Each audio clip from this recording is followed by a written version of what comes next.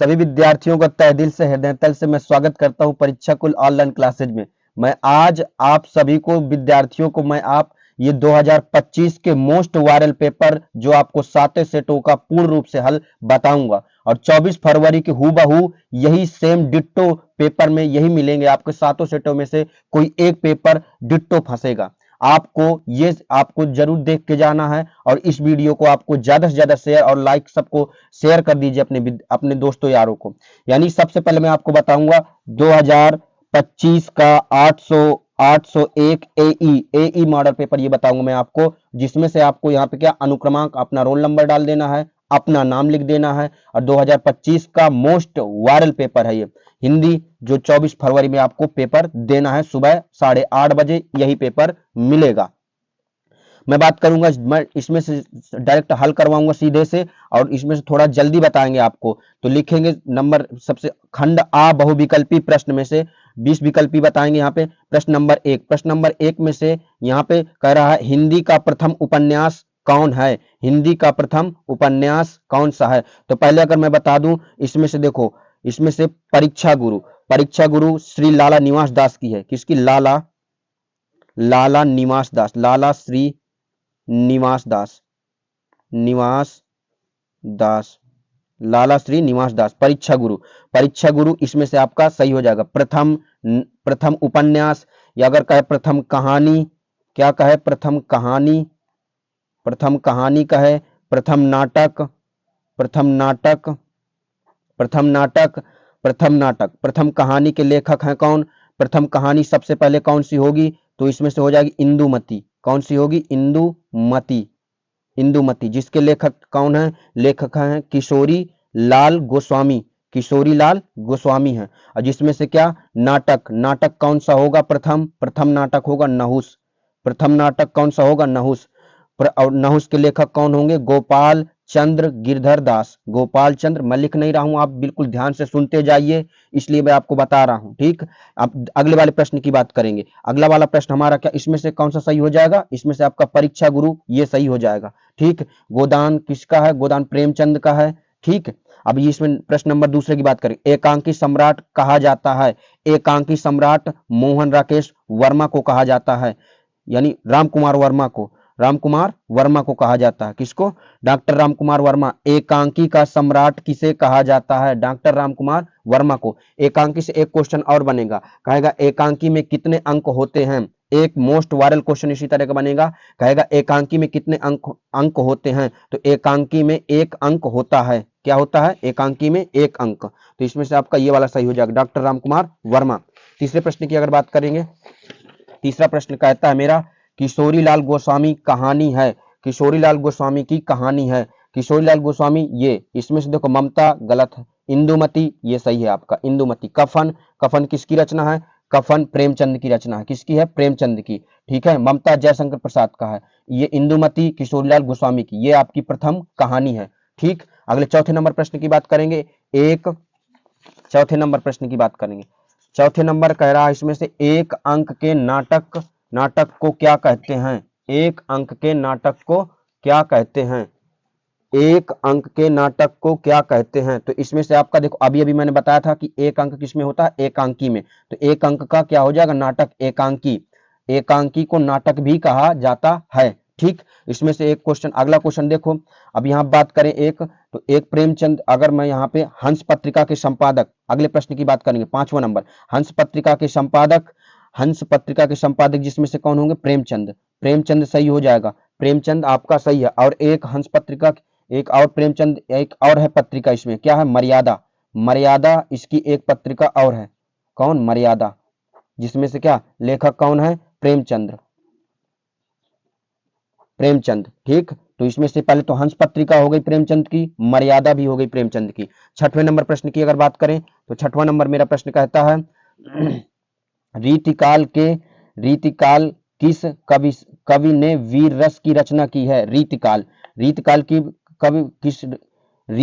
के किस कवि ने वीर रस की रचना की है? तो भूषण इसमें से आपका सही हो जाएगा। कौन हो जाएगा? भूषण। जासी का पद्मावत किस भाषा में लिखा गया है? जासी का पद्मावत किस भाषा में लिखा गया है? अवधी भाषा में लिखा गया है। इसमें से एक और पूछा जाता है क्वेश्चन, रामचरितमानस की भाषा क्या है? तो रामचरितमानस की भाषा इसमें से आपकी अवधी सही हो जाएगी। ध्यान से सुनते जा सभी विद्यार्थी। साकेत के रचनाकार कौन है? साकेत के रचनाकार कौन है? तो साकेत के रचनाकार मैथिली शरण गुप्त होंगे। मैंने आपको बताया था साकेत क्या है? साकेत एक महाकाव्य है। क्या है? महाकाव्य। क्या है? महाकाव्य। महाकाव्य में कितने सर्ग हैं? 12 सर्ग। कितने सर्ग हैं? 12 सर्ग। ठीक है, 12 सर्ग। समझ गए मेरी बात? अब यहाँ 9वें नंबर क्वेश्चन की बात करेंगे। खड़ी बोली हिंदी का प्रथम महाकाव्य माना जाता है। खड़ी बोली हिंदी का प्रथम महाकाव्य माना जाता है। किसको माना जाता है? इसमें से आपका पृथ्वीराज रासो या पद्मावत या प्रिय प्रवास या रामचंद्रिका। इसमें से देखो प्रिय प्रवास सही हो जाएगा। अब प्रिय प्रवास रचना किसकी है? प्रिय प्रवास रचना है हरिऔध की। किसकी है? हरिऔध की रचना है। हरिऔध की रचना है। और कौन सी युग की रचना है? द्विवेदी युग की रचना है। कौन सी? द्विवेदी युग की रचना है। द्विवेदी युग की रचना है। इसमें कितने सर्ग होते हैं? इसमें से कितने सर्ग होते हैं? इसमें सर्ग 17 सर्ग होते हैं। 17 सर्ग होते हैं। क्या है? प्रिय प्रवास एक महाकाव्य है। किसका है? हरिऔध का। किस युग की है? द्विवेदी युग के है। कितने सर्ग होते हैं? 17 सर्ग होते हैं। है क्या? महाकाव्य। ठीक, प्रिय प्रवास। ठीक, समझ गए? अब अगले नंबर क्वेश्चन की बात करेंगे। क्वेश्चन नंबर 10वां। क्वेश्चन नंबर 10वें की बात करेंगे। क्वेश्चन नंबर 10वें में कहता है तौलिए के लेखक हैं कौन? तौलिए के लेखक हैं कौन? मोस्ट इंपॉर्टेंट रचना है, ये बहुत बार आती है। ठीक है, तौलिए के लेखक हैं कौन? इसमें आपका सही हो जाएगा। इसमें से उपेंद्रनाथ अश्क, ये आपका गलत है। बीच में साहनी, ये भी गलत है। कबीरदास, ये भी गलत है। इसमें से क्या सही हो जाएगा? उपेंद्रनाथ अश्क। इस तौलिए उपेंद्रनाथ अश्क की एक, देखो यहां ध्यान से, तौलिए उपेंद्रनाथ अश्क की एक एकांकी भी है। क्या है? एक एकांकी। ये क्या है? एक एकांकी है। ठीक, अगले क्वेश्चन की बात करेंगे। 11वें नंबर कह रहा, 11वें नंबर में हास रस का स्थायी भाव क्या होगा? हास रस का स्थायी भाव हास होता है। एक क्वेश्चन और पूछा जाता है, एक क्वेश्चन और इसमें से पूछा जाता है कि इसमें से श्रृंगार रस का स्थायी भाव क्या होगा? श्रृंगार रस का स्थायी भाव रति होता है। क्या होता है? रति। श्रृंगार रस का स्थायी भाव क्या होता है? रति। एक और पूछा जाता है करुण रस का स्थायी भाव क्या होता है? करुण रस का स्थायी भाव शोक होता है। क्वेश्चन पूछे जाते हैं ऐसे। अगले 12वें नंबर प्रश्न की बात करेंगे। कह रहा है छंद के प्रकार हैं। छंद के प्रकार यानी किसके? छंद के प्रकार। तो छंद यानी एक होता है वर्ण, वर्णों पे। क्या होता है? वर्णों पे। वर्ण हो जाएगा। मात्रिक, इसमें से एक ये हो जाएगा मुक्त। मुक्त का मतलब होता है कोई नहीं, यानी कोई मतलब नहीं इसमें। ठीक है, मुक्त का मतलब क्या होता है? कोई भी नहीं। ठीक है, कोई भी नहीं। मुक्त का मतलब कोई भी नहीं। मात्रिक, मात्रिक का मतलब क्या होता है? मात्रिक छंद जो पढ़ने, जो पढ़ने या अगर जो छंद हो ऐसे पढ़ने, जिसमें से छंद इसमें से 3 पाए जाते हैं। 3 कौन कौन से? मात्रिक छंद में एक होता है सममात्रिक छंद। क्या होता है? सममात्रिक छंद। एक होता है अर्ध सममात्रिक छंद होता है एक। और एक होता है विषम मात्रिक। एक क्या होता है? विषम मात्रिक छंद होता है। सममात्रिक का मतलब होता है रोला। सममात्रिक का मतलब क्या होता है? रोला। अर्धसममात्रिक का मतलब क्या होता है? अर्धसममात्रिक का मतलब होता है सोरठा। अर्धसममात्रिक का मतलब क्या होता है? सोरठा। विषम, विषम में कोई नहीं होता है। ठीक, तो इसमें से पूछा जाता है मात्रिक यानी मात्राओं के आधार पर ये होता है। मात्रिक मतलब मात्राओं के आधार पर। कौन कौन सा? सममात्रिक, अर्धसममात्रिक, विषम मात्रिक। ठीक, तो इसमें से कौन सा पूछा है हमसे? हमसे ये पूछा है कि छंद के प्रकार हैं। छंद के प्रकार, तो ये वर्णिक यानी वर्णों के आधार पे होता है। गलत। इसमें से क्या? मात्रिक, मात्राओं के आधार पे होता है। मुक्त, मुक्त का मतलब यानी कोई नहीं, तो उपयुक्त सभी, ये वाला आपका सही हो जाएगा। 13वें नंबर प्रश्न की बात करेंगे। किस छंद के प्रत्येक चरण 24-24 मात्राएं होती हैं? किस में होती हैं 24-24 मात्राएं? अभी 24-24 मात्राएं सोरठा में होती हैं। और सोरठा कौन सा मात्रिक छंद है? तो मैंने अभी आपको बताया सममात्रिक छंद है। क्या है? सममात्रिक छंद है। सममात्रिक छंद, सममात्रिक छंद है। कौन सा होगा? सममात्रिक छंद। ठीक है, सममात्रिक छंद होगा कौन सा? सोरठा। सोरठा कौन सा होगा? सोरठा हो जाएगा सममात्रिक छंद। सममात्रिक छंद हो जाएगा सोरठा। सोरठा अगर बात करें तो यहाँ पे देखो, सॉरी इस बात के लिए, देखो यहाँ पे क्या हो जाएगा? अर्ध सममात्रिक छंद हो जाएगा ये। अर्ध सममात्रिक छंद हो जाएगा। क्या हो जाएगा? अर्ध सममात्रिक छंद हो जाएगा। ठीक, अर्ध सममात्रिक छंद हो जाएगा, सम नहीं होगा, इस बात के लिए माफ करें। अगले प्रश्न की बात करेंगे हम। देखो कैसे बताया, किस यानी किसमें प्रत्येक चरण में 24-24 मात्राएं होती है, तो सोरठा में होती है। सोरठा है क्या? अर्ध सममात्रिक छंद है। ठीक है, 24-24 मात्राएं होती हैं। अगले प्रश्न की बात करेंगे, 14 प्रश्न की बात। उपमा उपमा के कितने अंग होते हैं? तो उपमा के कितने अंग होते हैं? 4। कौन कौन से 4? उपमेय, एक तो हो जाएगा उपमेय, नंबर 1 उपमेय, नंबर दूसरा उपमान, नंबर तीसरे में हो जाएगा साधारण साधारण धर्म साधारण साधारण धर्म साधारण धर्म, नंबर चौथा वाचक शब्द वाचक शब्द। ये आपके हो गए क्या? उपमेय के कितने अंग होते हैं? तो 4 होते हैं। ये हो जाएगा तीसरा, ये हो जाएगा चौथा। ठीक, अगले वाले क्वेश्चन की बात, इसमें से कौन सा सही हो जाएगा? आपका 4। त्रिफला का समास विग्री है। त्रिफला का समास बताना हमें। तो त्रिफला का समास इसमें से क्या हो जाएगा?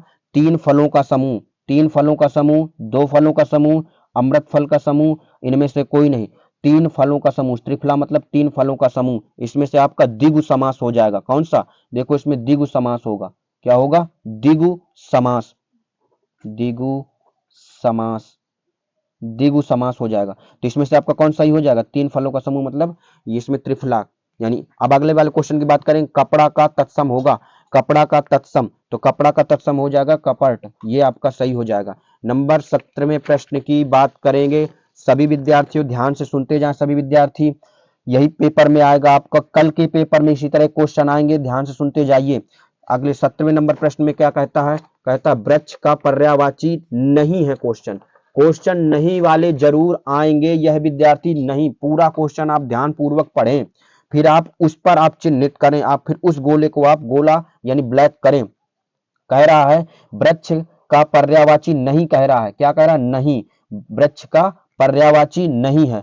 तो इसमें से आपका देखो पेड़ है, विपिन है, विपिन देखो, और एक क्या है? मृत, एक क्या है? द्रुम, और एक विपट। तो इसमें से आपका विपिन ये जंगल होता है। क्या होता है? जंगल होता है। ये क्या होता है? इसमें से अगर बात करें जंगल, तो इसमें क्या हो जाएगा? जंगल, ये आपका सही होगा। नहीं पूछा है ना, तो यहाँ पे हो जाएगा जंगल। 18वें प्रश्न की बात करेंगे। सोहन गीत गाता है, रचना की दृष्टि से यह किस प्रकार का वाक्य है? रचना की दृष्टि से तो सोहन गीत गाता है, तो ये किस यानी सरल वाक्य है। कौन सा सही हो जाएगा आपका? सरल वाक्य। अगले क्वेश्चन की बात करेंगे। रीता के द्वारा गाया जाता है किस प्रकार का वाच्य है? रीता के द्वारा गाया जाता है, तो इसमें से क्या हो जाएगा? रीता के द्वारा कर्मवाच्य, अर्थात कर्मवाच्य इसमें से आपका सही हो जाएगा। अगले 20वें नंबर प्रश्न की बात करेंगे। निम्न में से विकारी पद नहीं है। क्या कह रहा है? निम्न में से विकारी पद नहीं है। नहीं, बहुत ध्यान पूर्वक पढ़ें। इसमें से देखो विकारी किसे कहते हैं, पहले तो ये समझिए। विकारी जो लिंग वचन काल के परिवर्तन के साथ परिवर्तित हो जाते हैं, उनको उनको हम क्या कहते हैं? विकारी शब्द, यानी क्या? जो बिगाड़ यानी जो बिगड़ जाते हैं, यानी जिनको हम बिगाड़ सकते हैं, वो विकारी शब्द यानी कहलाते हैं, विकारी पद कहलाते हैं वो। अभिकारी क्या होता है? अभिकारी में जिसमें यानी क्या? लिंग वचन के परिवर्तन के साथ, यानी परिवर्तन जिनका नहीं होता है, यानी जिनका लिंग वचन और काल नहीं परिवर्तन होता है, वह अभिकारी होते हैं। अभिकारी को हम क्या कहते हैं? अपव्यय भी होता है उन्हीं का, अव्यय भी कहा जाता है। कौन सा? अभिकारी। अभिकारी का अव्यय भी कहा जाता है। सुन लिया ध्यान से। विकारी का मतलब क्या होता है? जिन शब्दों को हम बिगाड़ सकते हैं। पढ़ना को हम पढ़ने लिख सकते हैं। काला को हम क्या लिख सकते हैं? काला को हम लिख सकते हैं काले, काले यानी बिगड़ गया। वह को हम वे लिख सकते हैं। ठीक है, वे लिख सकते हैं। अचानक नहीं बिगाड़ सकते हैं, अचानक बिगाड़ी शब्द, अचानक को हम बिगाड़ ही नहीं पाएंगे। ठीक, विकारी पद नहीं है कह रहा है ना, इस वजह से ये आपका सही हो जाएगा। अभिकारी का दूसरा अव्यय भी होता है, अभिकारी शब्द का है, इसको कहते हैं अभिकारी पद। ठीक, तो इसमें से आपका कौन सही हो जाएगा? अचानक। ठीक है, तो आपका ये वाला सेट आपका खत्म हो गया। अगले वाले सेट की बात करेंगे, जिसमें से आपका अगला सेट क्या है? 801 801 HF है, जिसमें से 2025 मोस्ट वायरल पेपर है, जिसमें से आपको बताया जा रहा है। नंबर 1 प्रश्न की बात करेंगे इसमें से हम। नंबर 1 में क्या कह रहा है? आचार्य रामचंद्र शुक्ल प्रसिद्ध, आचार्य रामचंद्र शुक्ल प्रसिद्ध हैं, आचार्य रामचंद्र शुक्ल प्रसिद्ध हैं किसके? कहानी लेखन के लिए, उपन्यास के लिए, आलोचना साहित्य के लिए, नाटक के लिए। तो इसमें से आपका आलोचना साहित्य के लिए हो जाएगा। गोदान उपन्यास के लेखक हैं, गोदान उपन्यास के लेखक हैं कौन? गोदान उपन्यास, गोदान, रंगभूमि, करबला, और एक और है जिसमें मंगलसूत्र, क्या? मंगलसूत्र एक अपूर्ण उपन्यास है। ये किसका है? प्रेमचंद का। जैसे अगर ईरावती जयशंकर प्रसाद की अपूर्ण है, सेम उसी प्रकार से यानी प्रेमचंद का भी एक अपूर्ण उपन्यास है। कौन? मंगलसूत्र। क्वेश्चन बनेगा, ठीक है। अगले वाले क्वेश्चन की बात करते हैं। नीड का निर्माण फिर किसकी रचना है? मोस्ट इंपॉर्टेंट रचना, नीड का निर्माण फिर रचना, जिसमें से आपका सही हो जाएगा हरिवंश राय बच्चन, डॉक्टर राजेंद्र प्रसाद गलत, हजारी प्रसाद द्विवेदी गलत, रामविलास शर्मा गलत है। इसमें से क्या हो जाएगा? नीड का निर्माण फिर, ठीक है। अगर नीड का निर्माण फिर अगर मैं बात करूं तो क्या नी बद, क्या का मतलब होता है? क्या भूलूं क्या याद करूं। नी का मतलब होता है नीड का निर्माण फिर, बद का मतलब होता है बसेरे से दूर। क्या होता है? बसेरे से दूर। द का मतलब होता है 10 द्वार से सोपान तक। सुन लिया ध्यान से? आप ध्यान से फिर से एक बार सुने। कहने का क्या नी बद, क्या भूलूं क्या याद करूं। नीड का निर्माण फिर, नीड का निर्माण फिर। बा का मतलब होता है बसेरे से दूर। दा का मतलब होता है 10 द्वार से सोपान तक। तो ऐसे आप रचनाएं याद करें तो ट्रिक में आप मिल जाती हैं, मोस्ट इंपॉर्टेंट। अब अगले वाले क्वेश्चन की बात करेंगे। क्वेश्चन नंबर 4, झूठा सच उपन्यास के लेखक हैं कौन? झूठा सच उपन्यास यशपाल, मोस्ट इंपॉर्टेंट रचना यशपाल सही हो जाएगा। अगले वाले प्रश्न की बात करेंगे। छायावाद की मुख्य प्रवृत्ति है आश्रयदाताओं की प्रशंसा, रीति ग्रंथों का निर्माण, यानी श्रृंगार और प्रेम की वेदना, भक्ति भावना, ठीक है। तो इसमें से आपको जिस विद्यार्थी को अगर पता चल रहा है तो आप वीडियो को आप रोक करके ध्यान से आप कमेंट करके हमें बताएं कि इसमें से ये सही होगा, इसमें से ये सही होगा। और जिनको नहीं पता चल रहा है विद्यार्थियों, तो वो आप ध्यान पूर्वक देखें और आप इसको इसी वीडियो को 2-3 बार देख लेना, तो यहीं से फंसेंगे। गारंटी इस बात की 100% है कि कोई ना कोई एक सेट से सबसे ज्यादा रचनाएं फंसेंगी। और ऐसे सेट हैं, इन्हीं सेटों से वायरल क्वेश्चन आते हैं। हिंदी का पेपर है जो रिपीटेड क्वेश्चन रखे जाते हैं और विद्यार्थी ध्यान पूर्वक सुनते जाएं और देखते जाएं। आपकी यही से रचनाएं 20 के 20 सही हो जाएंगी आपके क्लियर। अगर आप 17, 18, 19 करके आते हैं तो आपकी तैयारी बहुत तेज है। मैं अगले वाले क्वेश्चन की बात करूंगा। इसमें से आपका छायावाद की प्रमुख प्रवृत्ति है, तो इसमें से आपका कौन सही हो जाएगा? श्रृंगार और प्रेम वेदना आपका सही हो जाएगा। कलम का सिपाही जीवनी है, मोस्ट इंपॉर्टेंट रचना। कलम का सिपाही जीवनी है। अगर कलम का सिपाही अगर रचना पूछा किसकी है तो अमृत राय, और कलम का सिपाही जीवनी अगर पूछा तो प्रेमचंद। तो इसमें क्या हो जाएगा आपका? प्रेमचंद्र, ठीक है। अगले वाले क्वेश्चन की बात करेंगे। घनानंद क्या हो जाएगा? घनानंद किस काव्य धारा के कवि हैं? घनानंद किस काव्य धारा के कवि हैं? रीतिबद्ध, रीति सिद्ध, रीति मुक्त या आधुनिक काल। तो आपका सही हो जाएगा रीति मुक्त। कौन सा सही हो जाएगा? रीति मुक्त। मैं 8वें नंबर प्रश्न की बात करूंगा। मोस्ट, देखो फिर से वही वाली आ गई जो कि मैंने आपको 801 AE में दिखाया था, वही वाला फिर से क्वेश्चन आ गया। रिपीटेड क्वेश्चन आते हैं मेरे भाई, रिपीट टेस्ट। यहाँ पे लिखेंगे हंस पत्रिका के संपादक, बताइए, अभी होके गया है क्वेश्चन। हंस पत्रिका के संपादक आपका ये हो जाएगा क्या? प्रेमचंद। और मैंने एक पत्रिका आपको और बताइए, कौन सी पत्रिका बताइए? मर्यादा। कौन सी? प्रेमचंद की एक पत्रिका कौन है? मर्यादा। कौन सी है? मर्यादा एक पत्रिका है प्रेमचंद्र की, ठीक है, मर्यादा पत्रिका। और एक हंस पत्रिका। तो ये इसमें से आपका कौन सा ही हो जाएगा? ये जहाज के पंछी। अगला क्वेश्चन, जहाज का पंचीकृति विधा पूछा है। जहाज का पंचीकृति विधा है, जिसमें से आपका सही हो जाएगा क्या? इसमें से उपन्यास सही हो जाएगा, उपन्यास सही होगा। तार सप्तक का प्रकाशन हुआ था। तार सप्तक का प्रकाशन कब हुआ था? 1942 या 1953 या 1943 या 1940। तो इसमें से आपका कौन सा सही हो जाएगा? 1943। निवेश निर्वेद, निर्वेद स्थाई भाव, निर्वेद स्थाई भाव होगा, निर्वेद स्थाई भाव यानी किसमें, हास रस या करुण रस या शांत रस या अद्रुत रस। ठीक है, तो इसमें से आपका शांत रस वाला सही हो जाएगा। क्या सही होगा, शांत रस। अगले वाले क्वेश्चन की बात करें, क्वेश्चन नंबर 12वां कह रहा पीपर पात सरिस मंडोला, पीपर के पत्ते से, पीपर के पत्ते से, पीपर के पत्ते की तुलना मन से की गई है। ठीक है, पीपर पात सरिस मंडोला, तो इसमें से आपका कौन सा सही हो जाएगा, श्लेष अलंकार या उपमा अलंकार या उपप्रत्यक्ष अलंकार या रूपक अलंकार। यहाँ पे आ जाएगा तो उपमा अलंकार, पीपर पात सरिस मंडोला में से कौन सा अलंकार होगा, तो आपका हो जाएगा उपमा अलंकार।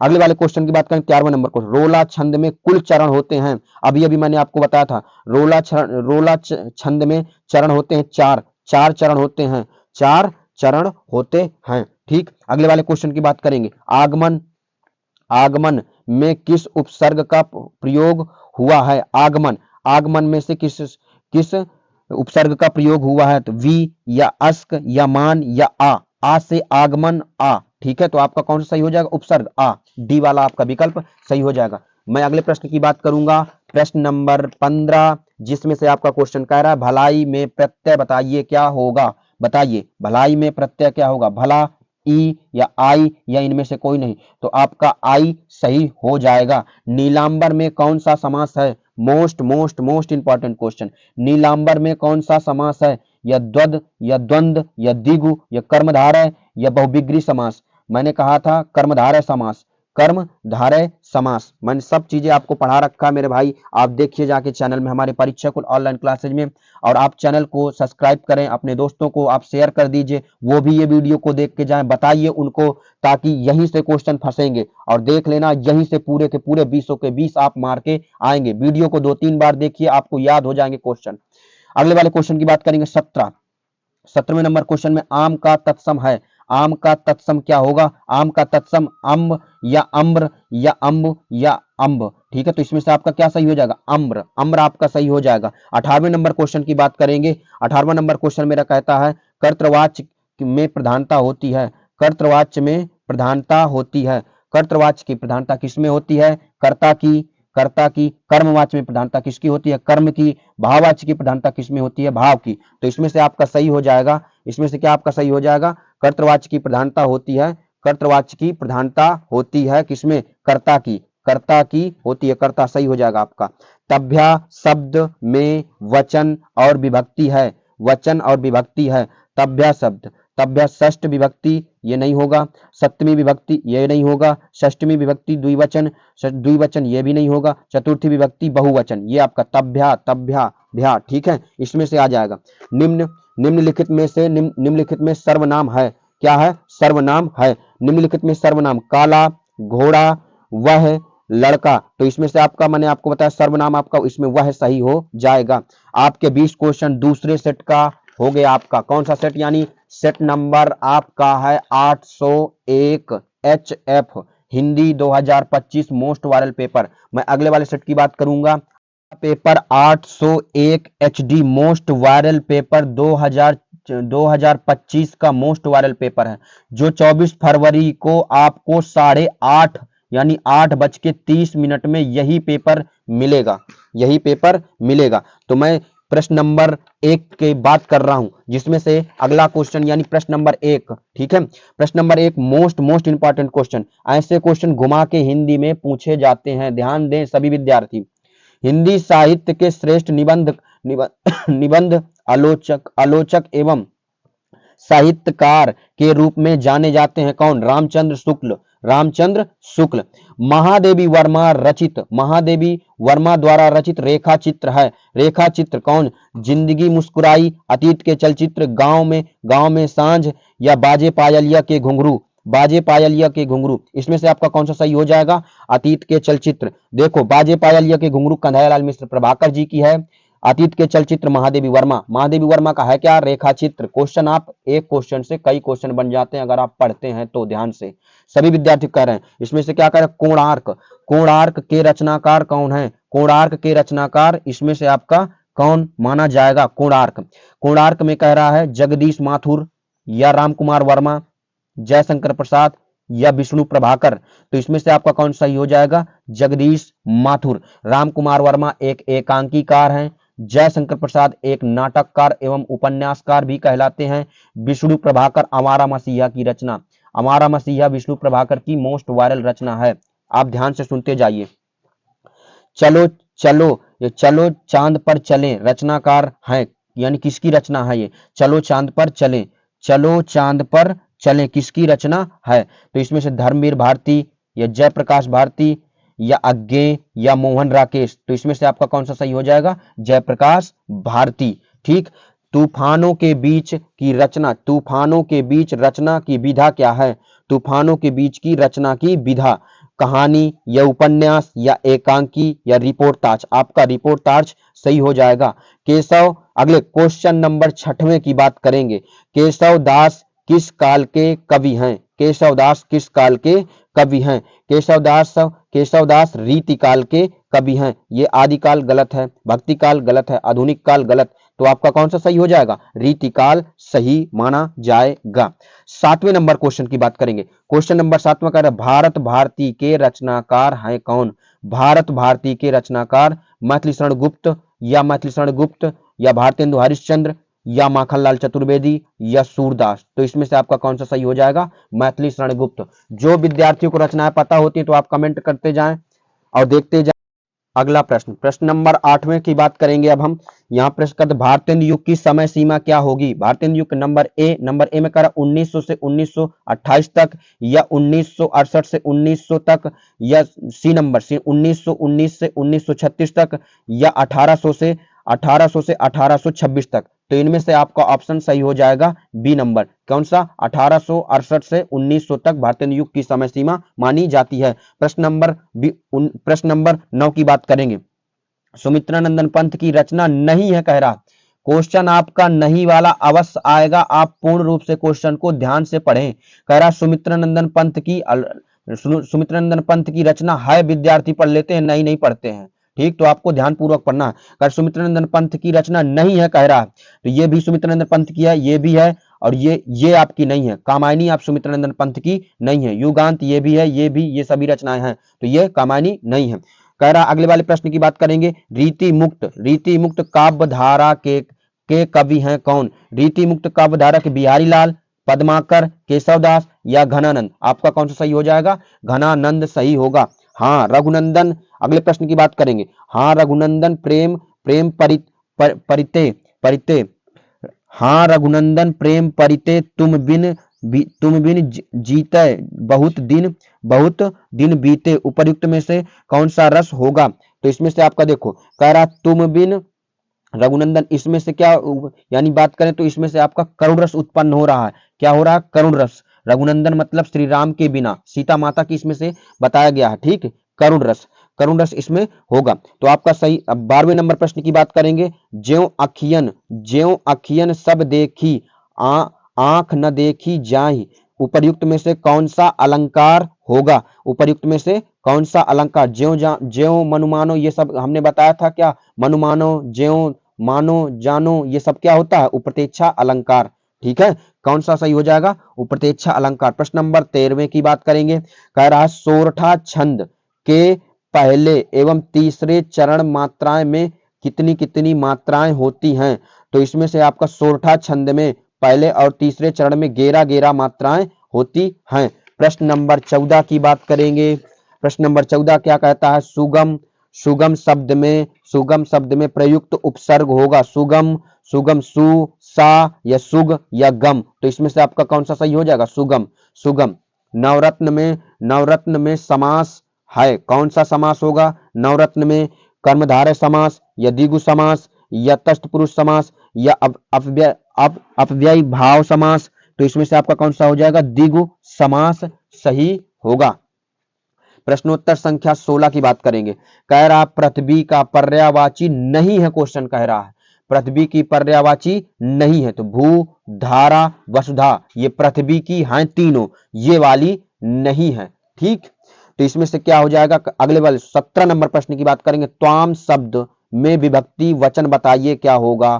त्वाम यानी द्वितीय विभक्ति वचन, तृतीया या चतुर्थी विभक्ति एक वचन, या सी षष्ठ विभक्ति बहुवचन, तृतीय विभक्ति एक वचन। तो त्वाम, त्वाम मतलब क्या, द्वि, द्वि यानी द्वितीय विभक्ति एक वचन का है।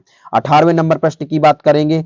अर्थ, अर्थ के आधार पर वाक्य के भेद होते हैं। अर्थ के आधार पर वाक्य के भेद होते हैं कितने, 8, 8 होते हैं। और एक और आता है, एक और आता है जिसमें से क्या, रचना के आधार पर, क्या होता है, रचना के आधार, आधार पर वाक्य, वाक्य के भेद, वाक्य के भेद तो कितने होते हैं, 3। तो इसमें से आपका कौन सा सही हो जाएगा, 3।